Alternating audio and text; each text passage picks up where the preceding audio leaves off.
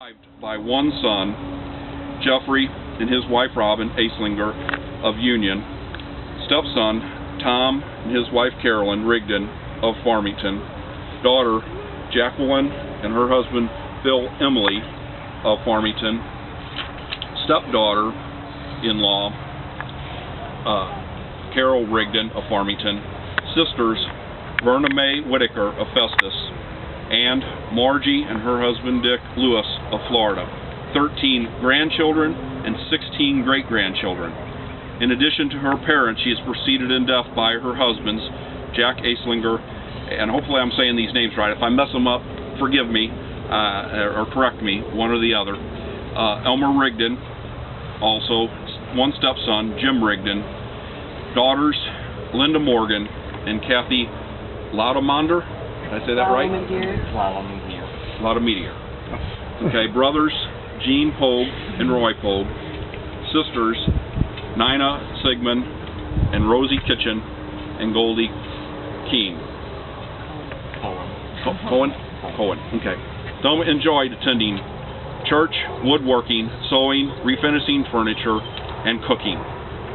But there's a lot more to her than just those words. I was given this by someone. It said, R. Thelma, and was asked to read it. It said, "When others speak of you, their words are kind. And when we think of you, love comes to mind.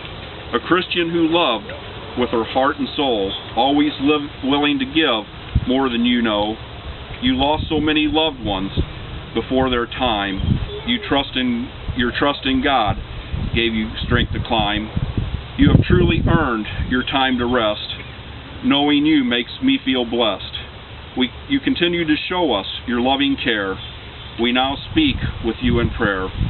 Our Thelma, you will forever be in our hearts." And those are good words for us to remember. Thelma was loved by everyone at the nursing home. She was loved by so many people, and I heard so many wonderful stories about her. You know, those things that are on the obituary, that's just part of her life.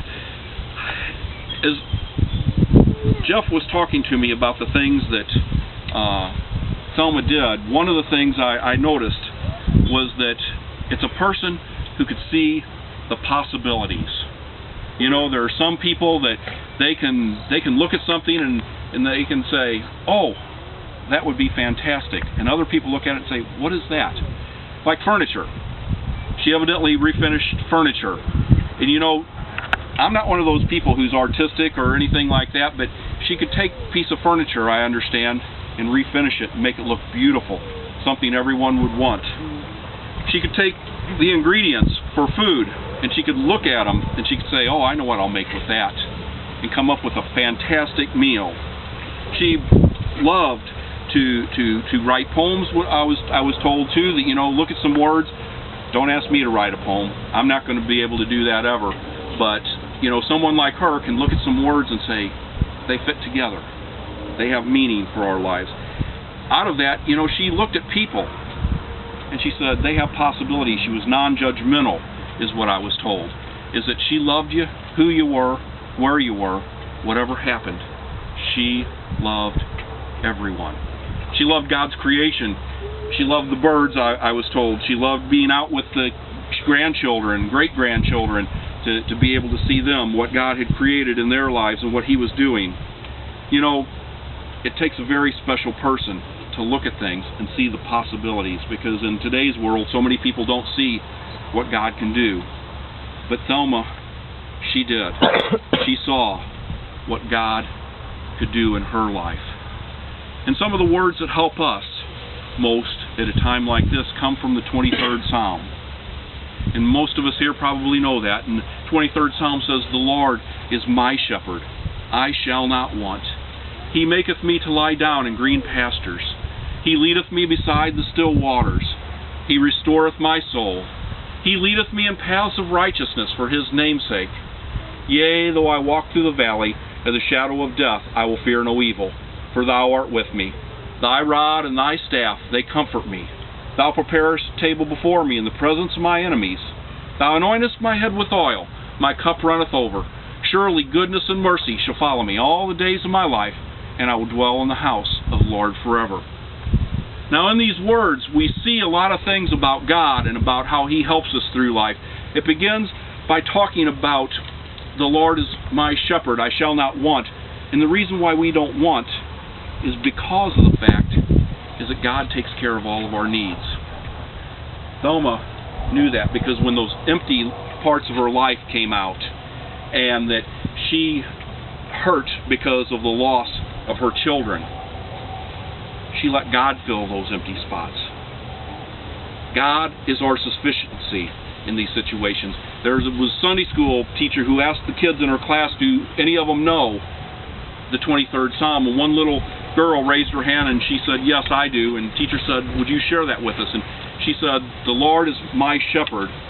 He's all I need. Wrong words, right concept. God is all that we need. When we have a time of loss, we need to let Him hold us. We need to let Him take us in His arms and love us. And I know that Robin, with losing your father, and Jeff, your mom at the same time, I know this is especially difficult for the two of you. I know many of you. Let God love you. Let those as family members love each other, because that's what we need. We need that love that God sees. He sees when we need that rest in the green pastures, when we need to be beside the still waters. He sees the needs for our lives. He saw Thelma's needs, and He provided for them. Because, boy, what a positive attitude she came out of this life, came from this life with to the next. But it also goes on to say, yea, though I walk through the valley of the shadow of death, I will fear no evil. See, it says there's a shadow of death. It's not death itself. Is it Jesus? The book of Corinthians, 1 Corinthians says Jesus took the sting of death. It's just a shadow. The shadow of a bee sting, it doesn't sting us. Of its stinger can't sting us. The shadow of a dog can't bite us. But we have faith and trust in God, that He took away that sting, and that His rod and His staff are going to help us through these times. See, she understood this. There's a story, it's an old preacher story that's used a lot of times at funerals, but it's a story about a lady who gets on an airplane and boards it to go on out to visit her daughter in California. And anytime you're on a plane, if you've flown, you know that there's turbulence and all those things, and that the people in the plane started bouncing up and down, and the people started getting worried, and this lady just sat there calm. And the guy next to her turned to her and said, lady, aren't you worried that the plane might crash? She turned to the man and said, sir, my plans are to see my daughter in California, but I've already lost one, and she's up in heaven.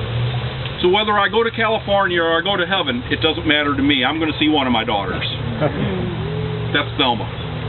It didn't matter for her to live or to die, because for her, Christ was gain, and she knew that she was going to be able to love her children here on this earth, or she was able to share that love with her children in heaven. That's Thelma. She knew that God was going to take care of her through that valley. And then it goes on to a whole different scene. It tells us that the banqueting table there before enemies, and cup fills us over. Probably many of you, from what I heard, went to her house. She provided for your needs. You know, that's what God does. With you here, God is here to provide for your needs. And Thelma would tell you, if you've never let God provide for your needs, if you've never accepted Jesus Christ, let Him provide for your needs. Because, you know what? She'll be disappointed if you all aren't in heaven with her. If you don't know Jesus Christ, she's up there waiting. Not that any of us want to go soon, but she's waiting. Says, I want to see my children. I want to see my grandchildren. I want to see my great-grandchildren. I want to see my friends in heaven. I think that's a glorious thing. And Jesus is going to do that. One of her favorite hymns that she told me that I sang for her, and I'm not going to sing it, but is a mansion over the hilltop. And it says, I'm satisfied with just a cottage below, a little silver and a little gold.